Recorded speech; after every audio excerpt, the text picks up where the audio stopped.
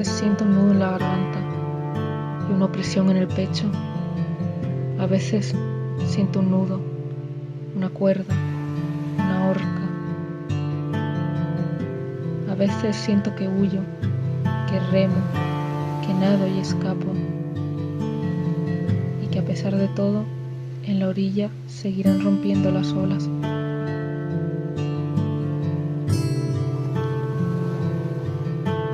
Y que a pesar de que yo ya no esté ahí, seguirá siendo salada.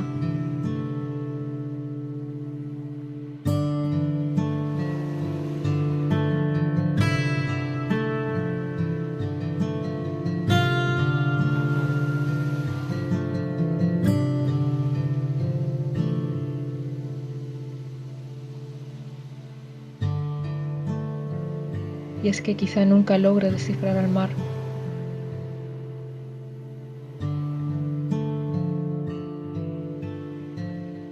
Desatar el nudo y lanzar el cabo. En la orilla rompen las olas y yo sigo aquí.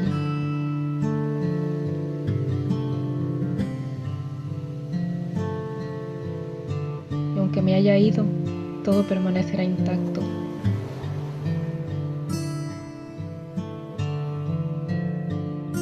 Y aunque en la arena pose mis pies y deje mis huellas, la espuma borrará su rastro.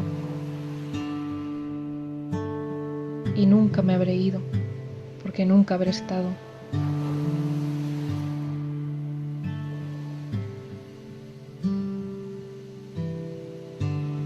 Me acerco a la orilla y expiro. Pero no puedo. Siento un nudo en la garganta y una opresión en el pecho.